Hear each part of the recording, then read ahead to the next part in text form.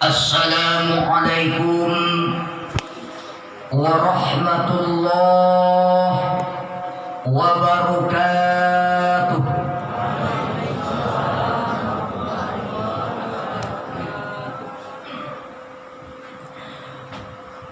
Allahu akbar, Allahu akbar, Allahu akbar, Allahu akbar, Allahu akbar, Allahu akbar, Allahu akbar, Allahu akbar, Allahu akbar. La ilaha illallah, wallahu akbar, Allahu akbar, walillahil hamd. Alhamdulillahilladzi la yadurru ma'asmihi syai'un fil ardi wala fis sama' wa huwas sami'ul alim. Asyhadu an la ilaha illallah wahdah subhanaka la ilma lana illa ma 'allamtana innaka antal alimul hakim. La haula wala quwwata illa billahil aliyyil azim. Wa asyhadu anna Muhammadan abduhu wa rasuluh sallallahu alaihi wasallam wa ala alihi wa ashabihil mujahidin at-tahirin. Allahumma salli wa sallim ala hadan nabiyil karim wa ala alihi wa ashabihi ajma'in. Fa ibadallah, usikum wa iyaya bitaqwallah, faqad fazal muttaqun. Ittaqullah, ittaqullah, ittaqullaha haqqa tuqatih, wa la tamutunna illa wa antum muslimun. Faqala Allah Ta'ala fil Qur'anil Karim, Bismillahirrahmanirrahim, Inna a'tainakal kautsar fasalli li rabbika wanhar inna syani'aka huwal abtar. Sadaqallahu maulana al-azim. Hadirin jemaah salat Aidil Adha, seluruh tamu-tamu Allah yang insyaallah dirahmati dan dimuliakan Allah Subhanahu wa ta'ala. Pada pagi yang penuh berkah ini, sejenak marilah kita kembali berserah diri dan bersyukur kepada Allah dengan mengucapkan kalimah thayyibah alhamdulillahi rabbil alamin. Walaupun kita masih dalam situasi dan kondisi pandemi, berkat izin Allah kita masih bisa dan mampu mengumandangkan kalimah tasbih, kalimah tahmid, kalimah tahlil, bahkan kalimah takbir di mana-mana, khususnya di dalam rumah Allah hari ini, dalam rangka kembali bertakarub kepada Allah, dalam rangka kembali berta'abbud kepada Allah Subhanahu wa ta'ala, yakninya kembali melaksanakan salat Aidil Adha.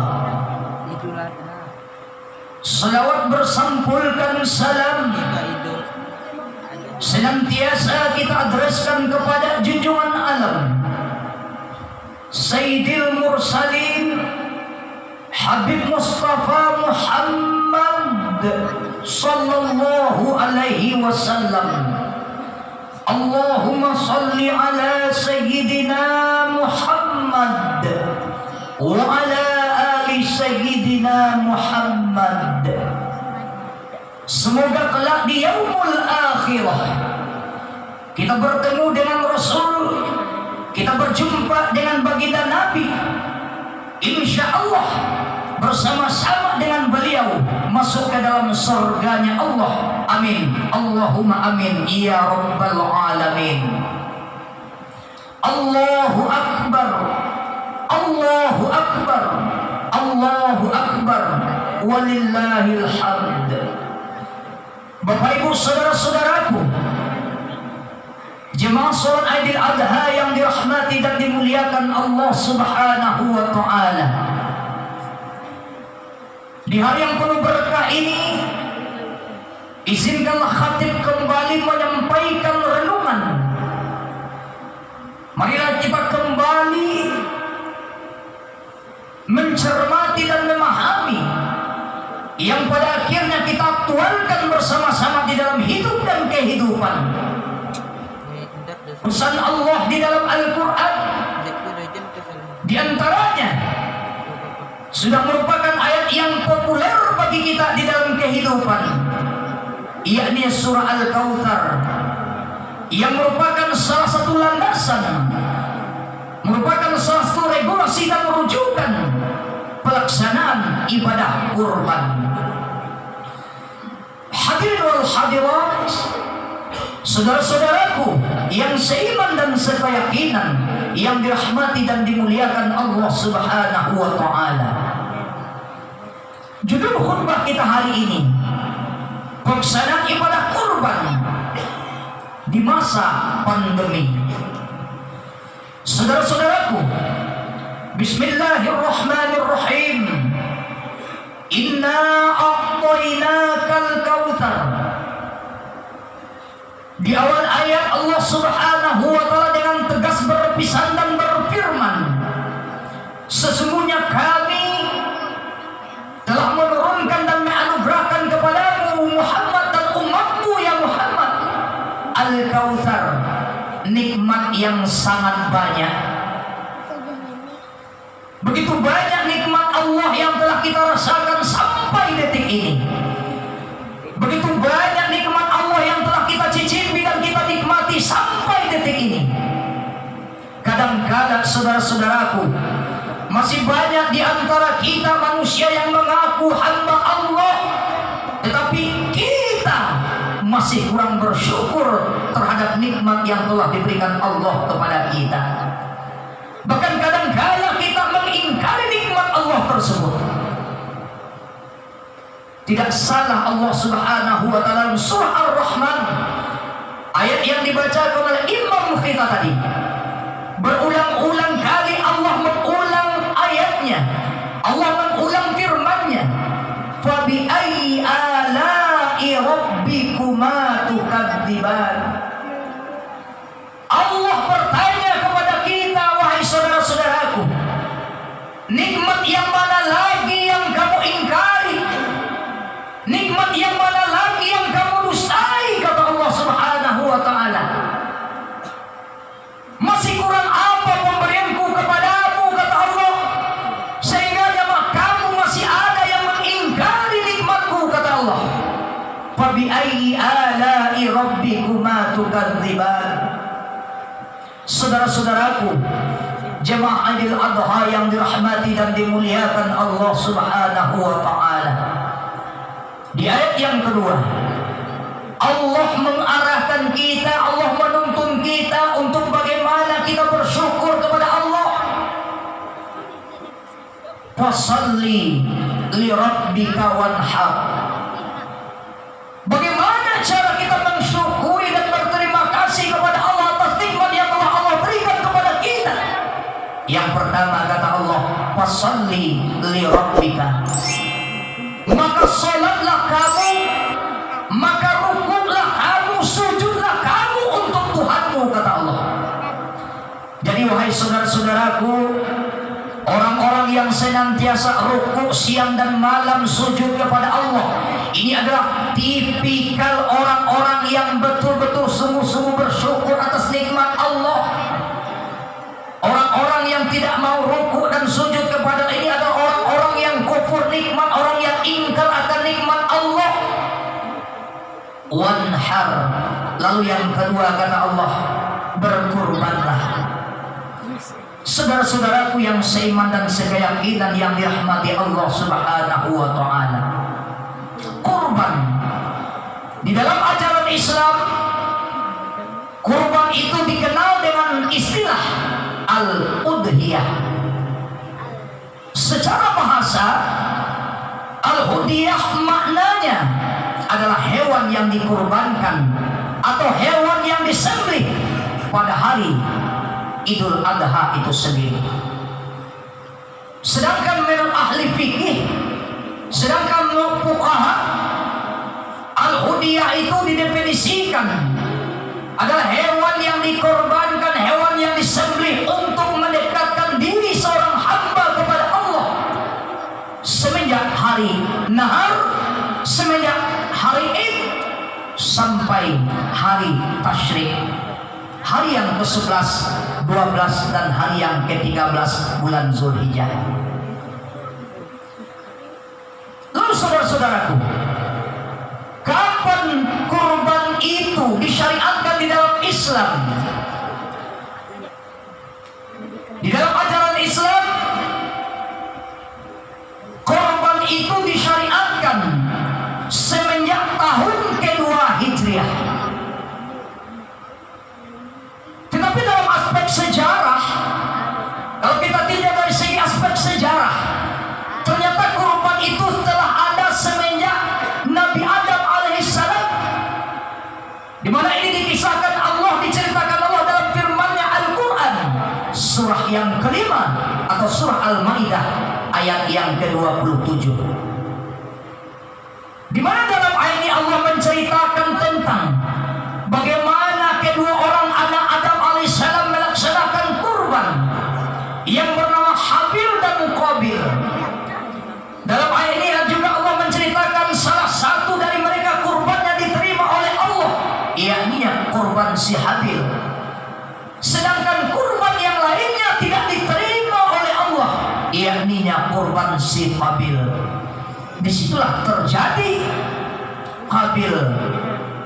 Karena bisikan setan, karena sifat iri dan dengkinya kepada Habil, kenapa korban Habil diterima oleh Allah? Maka disinilah Qabil membunuh saudara kandungnya sendiri, yakni si Habil.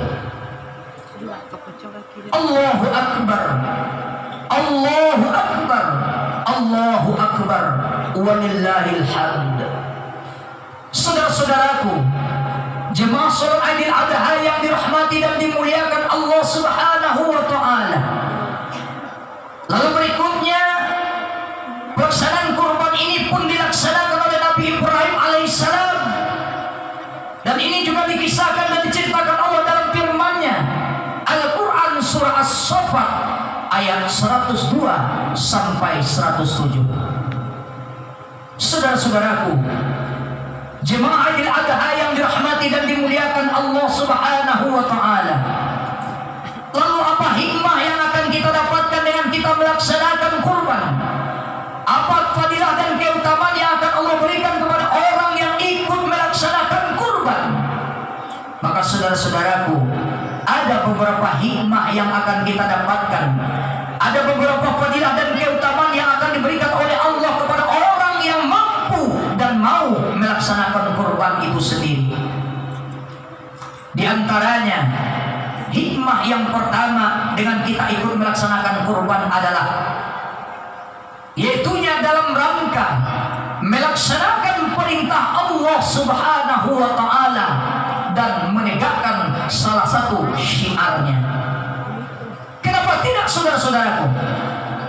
Kurban ini kita tahu diperintahkan Allah Subhanahu wa taala dalam Al-Quran.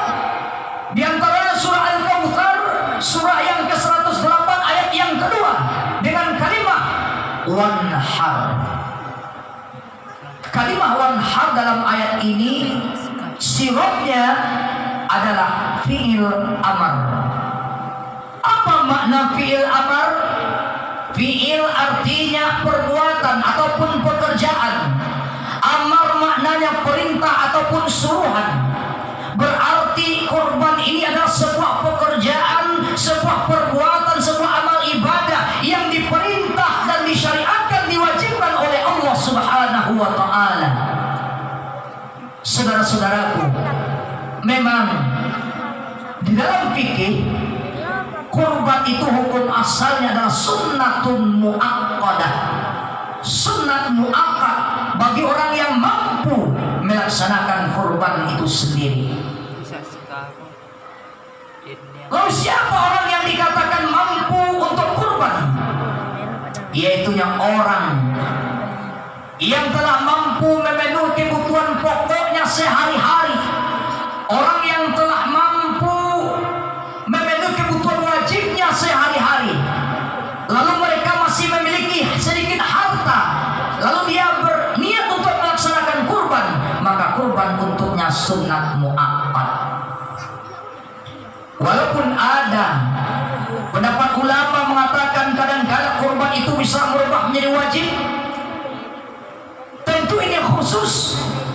Kurban akan menjadi wajib bagi orang yang ketika masuk bulan Zulhijjah, ketika masuk hari kurban, hartanya berlimpah ruah, hartanya bejibun, hartanya banyak, usahanya ada di mana-mana.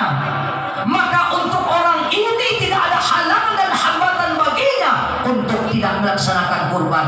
Maka kata ulama, untuknya kurban wajib.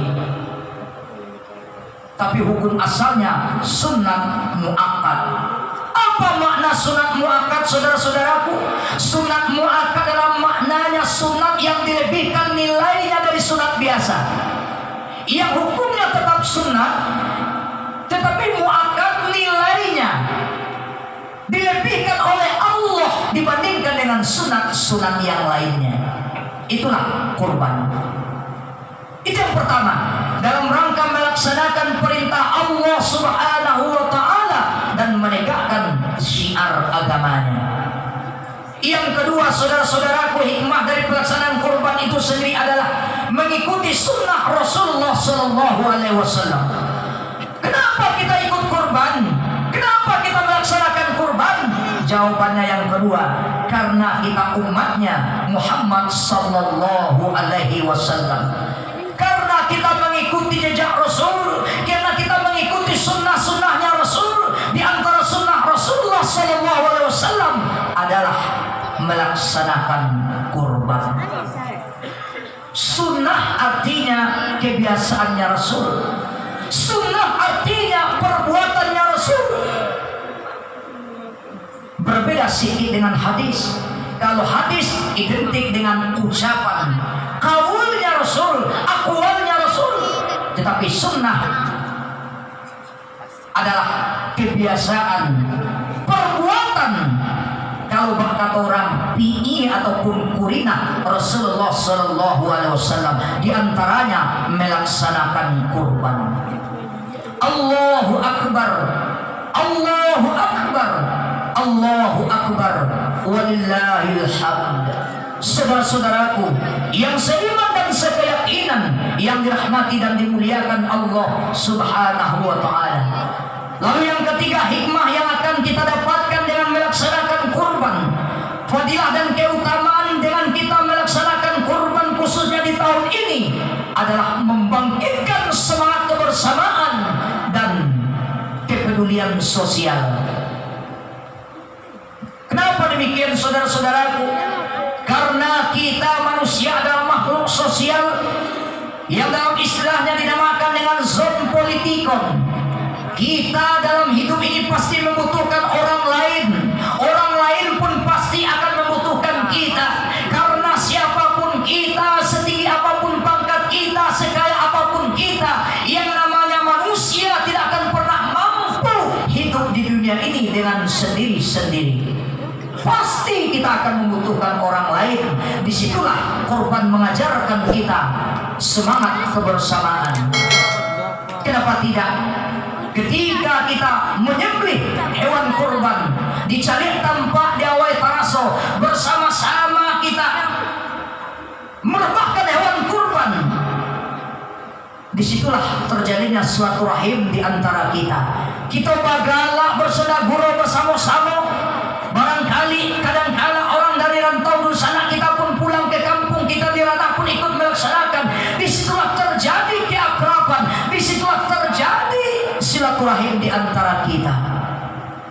Berikutnya, menumbuhkan rasa kepedulian sosial sebagaimana yang diungkapkan oleh pengurus tadi. Dengan banyaknya kita yang ikut korban hari ini, saudara-saudaraku, berapa banyak pula saudara-saudara kita di luar sana yang hidupnya di bawah garis kemiskinan secara materi dan secara finansial. Mereka tidak mampu untuk ikut berkorban.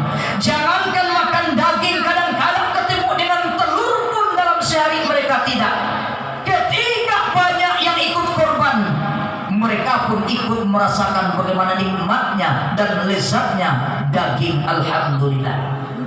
Dalam keseharian mereka, jangankan makan daging, saudara-saudaraku, makan telur saja kadang-kala tidak, kadang-kala makan, kadang-kala tidak. Ketika banyak yang ikut kurban, maka disitulah mereka pun bisa merasakan ternyata nikmat dan enak loh daging itu. Kita bisa berbagi dengan sesama. Disitulah yang akan menumbuhkan, disitulah akan mendatangkan berkah di dalam hidup dan kehidupan kita. Ketika saudara-saudara kita yang miskin, ketika saudara-saudara kita tidak mampu, lalu kita berbagi dengan mereka, maka mereka akan mensyukuri itu dan berdoa kepada Allah Subhanahu wa Ta'ala atas kurban yang kita bagikan kepada mereka. Kenapa tidak, saudara-saudaraku?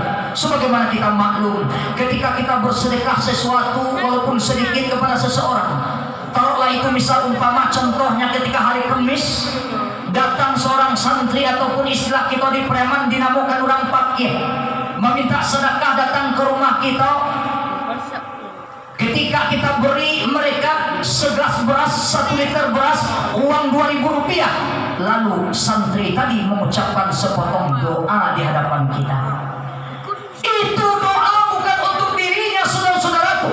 Doa yang dibacakan oleh fakih tadi adalah mendoakan kita yang memberi sedekah kepadanya.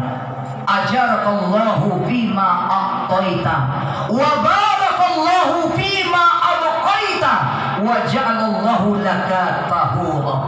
Ya Allah, gantilah ya Allah, berikanlah upah yang berlipat ganda ya Allah kepada dia, kepada mereka yang telah memberiku ya Allah.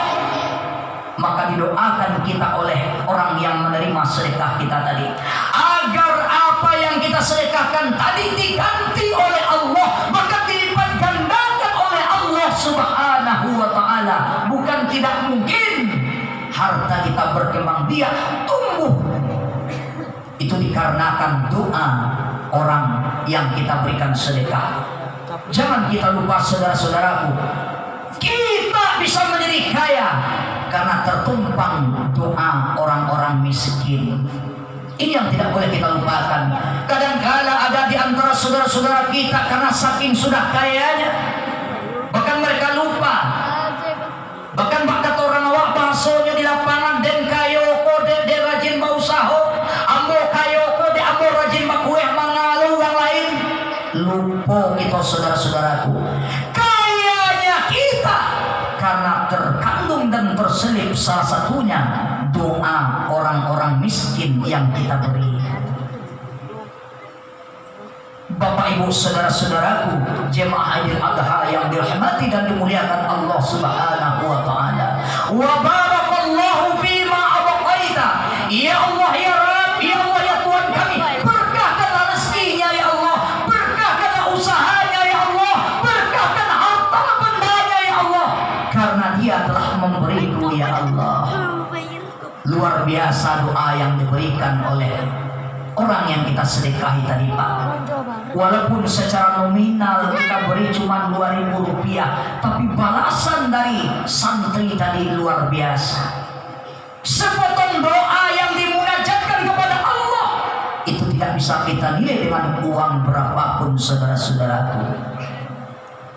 Kadangkala ada oknum di antara manusia, udah itu santri tidak dikasih beras, udah pakih tidak dia piti, kadangkala munculnya bagumbah lo keluar banyak nak kanela. Kalau santano orang tu nak kali tolong, kalau santano orang tu nak kali bantu, kalau nak kali dia sedekah, jangan kita sakiti dan kita sayang hatinya.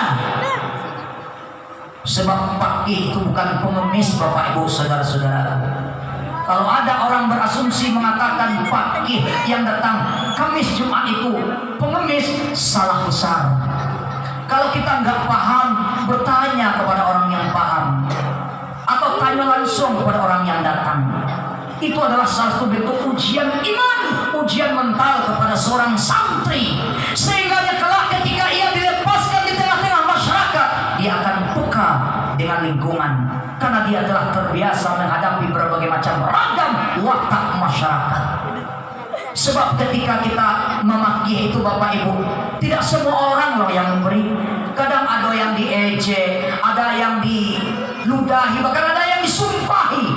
Istilah ujian mental buat kami, insya Allah, Bapak Ibu saudara-saudaraku. Jadi pesan kami di sini, kalau kita tidak mau memberi, diam. Jangan kita lontarkan kata-kata yang menambah perih dan bersayat hatinya. Terlalu kejam kita, Bapak Ibu saudara-saudara. Padahal uang yang mau kita kasih cuma 2.000 rupiah. Kalau uang 2.000 tak ada, diam. Karena dia bukan pengemis. Yang berikutnya, hikmah dari pelaksanaan kurban adalah mengikis sifat kikir dan menumbuhkan sifat ikhlas kepada Allah Subhanahu wa Ta'ala. Jadi dengan kita ikut kurban, kita melatih diri kita, kita mengajak dan mengajar diri kita untuk tidak bersifat kikir di dalam hidup dan kehidupan ini. Setelah itu, dengan kita senantiasa melaksanakan kurban, saudara-saudaraku, akan tumbuh dan tertanamlah di hati kita sifat ikhlas semata-mata karena Allah Subhanahu wa Ta'ala. Allah tidak memandang pelaksanaan ibadah kita semata-mata. Allah tidak menilai nominal jumlah yang kita berikan dan kita keluarkan, tapi yang Allah pandang bagaimana nawaitu dan niat ikhlas kita melakukan ibadah itu. Wa ma umiru illa liya'budullaha mukhlishina lahuddin. Yang Allah pandang dari ibadah itu adalah keikhlasan hati kita. Saudara-saudaraku, yang terakhir, hikmah dari korban itu tak lain dan tak bukan, yang lebih penting dari semuanya adalah memupuk dan meningkatkan kualitas ketakwaan kita kepada Allah Subhanahu wa Ta'ala. Karena orang yang ikut berkorban itu dipastikan secara lahiriah adalah orang-orang yang bertakwa kepada Allah Subhanahu wa Ta'ala. Dipastikan orang-orang yang ikut korban itu adalah orang-orang yang ikhlas kepada Allah.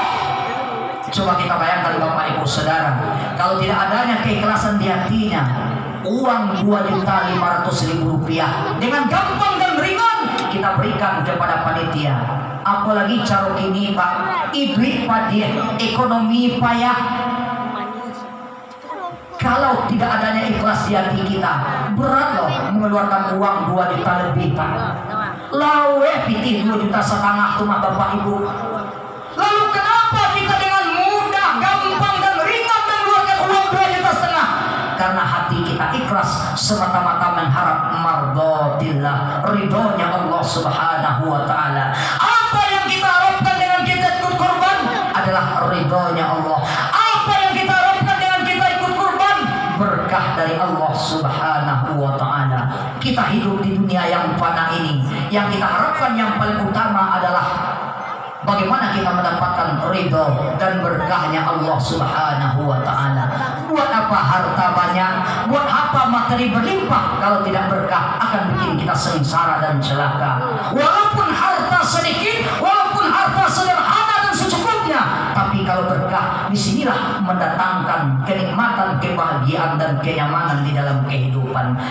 Berarti bahagia itu bukan dari jumlahnya, Bahagia itu ketika hati kita merasakan ketenangan, ketika kita merasakan ketentraman dan kenyamanan, berarti bahagia telah kita dapatkan. Jangan kita beranggapan, Pak, orang yang kaya raya itu bahagia hidupnya. Belum tentu. Secara kasat mata memang dia bahagia menurut kita, tapi belum tentu orang yang banyak harta itu bahagia loh Bapak Ibu. Kenapa tidak? Kalau menurut hemat Ambo secara pribadi di penghujung khutbah kita hari ini, orang yang bahagia itu indikasinya menurut persepsi Ambo ada 3 macam. Yang pertama, orang bahagia itu adalah ketika tiba waktu makan, nyo bisa makan. Itu udah bahagia, Pak. Walaupun di kantongnya cuma duit 25.000 rupiah, tapi dia bisa memenuhi apa yang dia inginkan. Pitih di sakunya cuma 25.000, Pak. Taraga dia boleh kambing.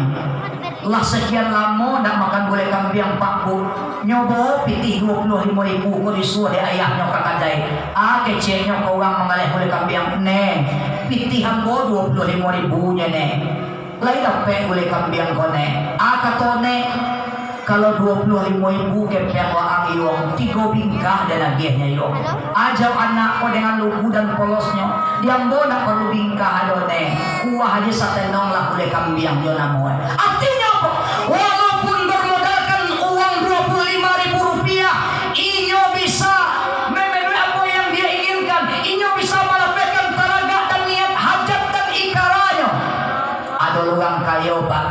Pitih banyak harta sabu usaha basela tagaga boleh kambing tapi tak bisa.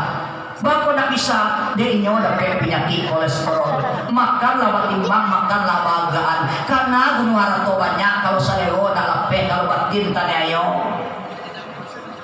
Jadi belum tentu orang yang kaya itu batinnya bahagia, Pak. Yang tahu dan merasakan cuma dia dengan Allah.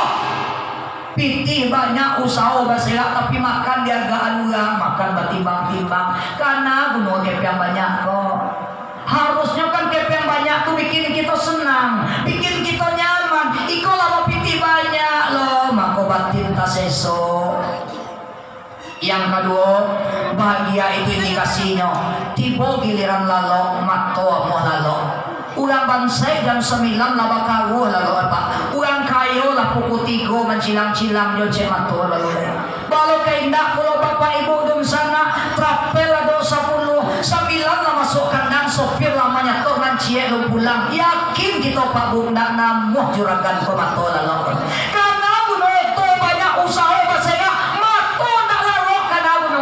Orang miskin jam 9 sudah enak tidur pulas alhamdulillah. Yang ketiga, bahagia itu Pak, tiba masa beribadah kita mampu dan bisa beribadah kepada Allah. Orang miskin Pak, masuk waktu zuhur dia berjamaah ke masjid, masuk waktu asar dia berjamaah di masjid, sampai 5 waktu dia bisa berjamaah ke masjid. Orang yang kaya disibukkan dengan usaha dan harta, lah jam 2 ilmu sembahyang luhur oleh bapak ibu di sana karena guna harta kok Pak.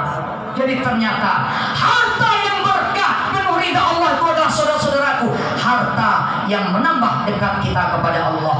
Ketika dengan harta kita tambah dekat kepada Allah, ketika dengan harta kita tambah taat kepada Allah, itulah mencerminkan dan menandakan harta itu kita berkah.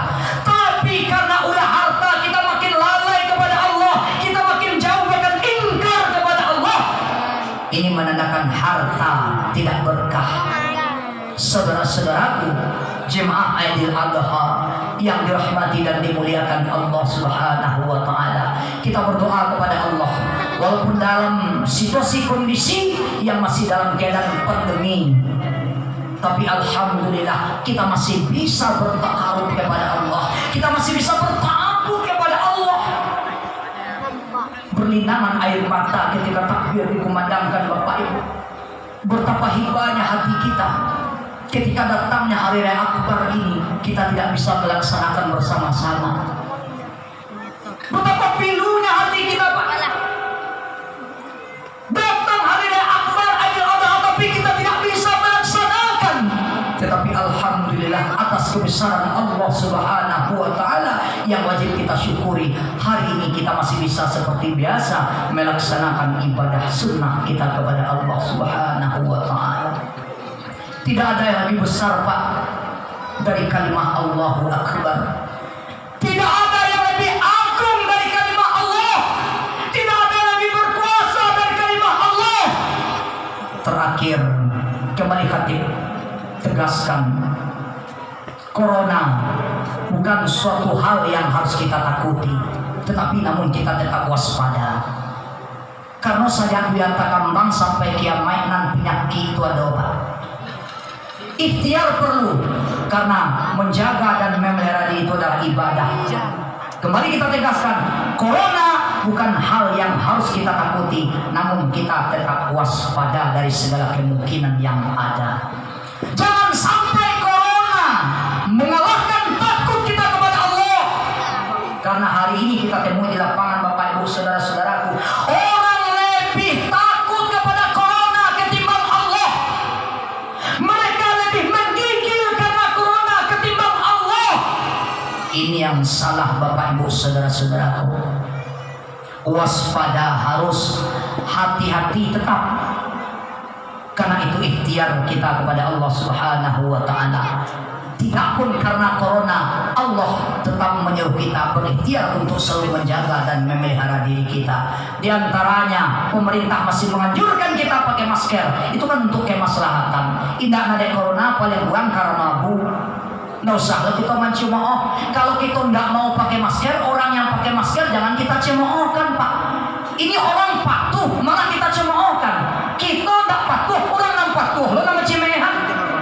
Kan ada tengah masyarakat, orang tuh taat, orang tuh rajin ke masjid, orang tuh rajin berjamaah. Apa kata oknum manusia? Soalim bantu akan masuk sarugo bana bantu orang yang lah patuh kan dosa di cemehan. Awak nan alun patuh kan apa pikir lah. Bapak Ibu saudara-saudaraku, pakai masker, cuci tangan. Indah pun karena corona. Persoalan cuci tangan itu kan anjuran agama loh, Pak. Di antaranya mencuci tangan zahir dan batinnya, luar dan dalamnya. Itu kan bagian dari sunnah-sunnah wudu.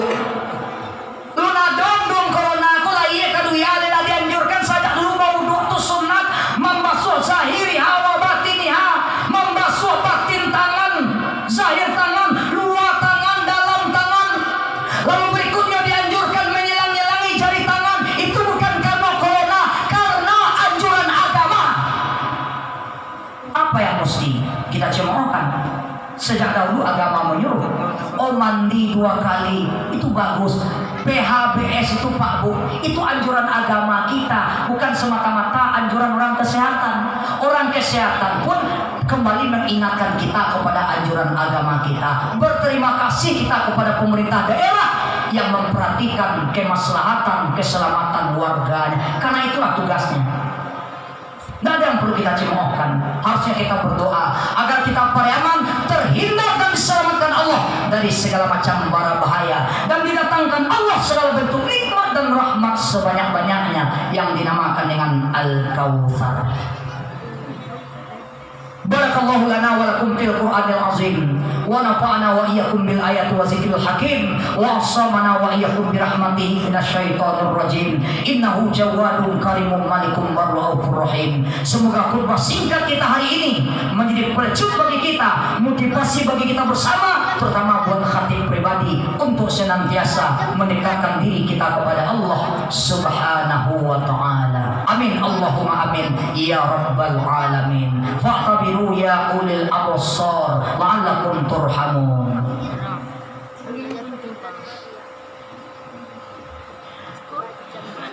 Allahu akbar, Allahu akbar, Allahu akbar, Allahu akbar, Allahu akbar, Allahu akbar.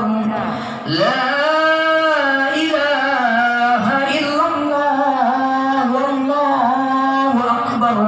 Allahu akbar walillahil hamd. Alhamdulillahilladzi hamdan katsiran kama amar. Asyhadu أشهد أن لا إله إلا الله وحده الملك الحق المبين وأشهد أن محمدا عبده ورسوله لا نبي بعده صادق الوعد الأمين اللهم صل وسلم على هذا النبي الكريم سيدنا ومولانا محمد صلى الله عليه وسلم وعلى آله وأصحابه المجاهدين الطاهرين أما بعد فقال الله تعالى في القرآن الكريم بسم الله الرحمن الرحيم قل هو الله أحد الله الصمد لم يلد ولم يولد ولم يكن له كفوا أحد عباد الله إن الله وملائكته يصلون على النبي يا أيها الذين آمنوا صلوا عليه وسلموا تسليما اللهم صل على سيدنا محمد وعلى آل سيدنا محمد كما صليت على سيدنا إبراهيم وعلى آل سيدنا إبراهيم وبارك على سيدنا محمد وعلى آل سيدنا محمد كما باركت على سيدنا إبراهيم وعلى آل سيدنا إبراهيم في العالمين إنك حميد مجيد اللهم اغفر للمسلمين والمسلمات والمؤمنين والمؤمنات الأحياء منهم والأموات إنك سميع قريب مجيب دعوات يا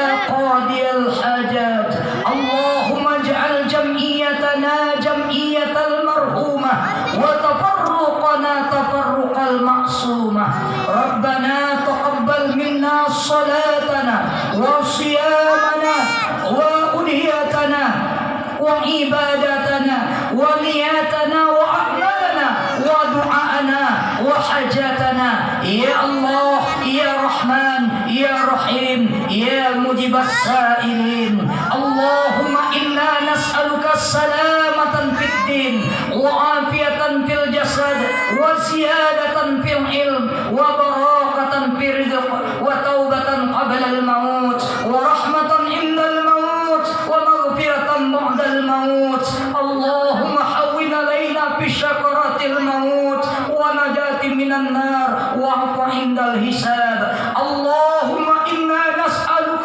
رضاك والجنة ونعوذ بك من سخطك والنار اللهم اجعل هذا بلدنا بلد بريما بلدة طيبة ورب غفور وبلدة مطمئنة برحمتك يا أرحم الراحمين اللهم اغفر لنا ذنوبنا ولوالدينا ولآبائنا ولأمهاتنا ولأجدادنا ولجداتنا ولأستاذنا ولمعلمنا ولمشايخنا ولأولي أمرنا ولإخواننا ولجميع المسلمين والمسلمات خصوصا إخواننا في فلسطين خصوصا إخواننا في سوريا خصوصا إخواننا في أفغانستان برحمتك يا أرحم الراحمين ربنا آتنا في الدنيا حسنة وفي الآخرة حسنة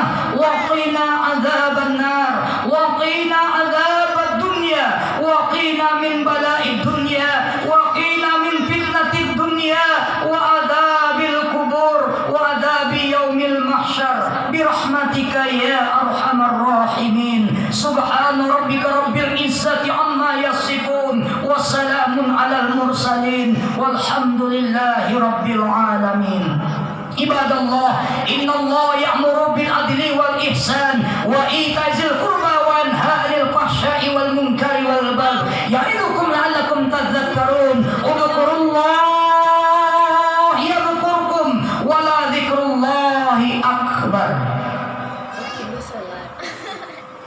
Baris bekerja orang. Alhamdulillah.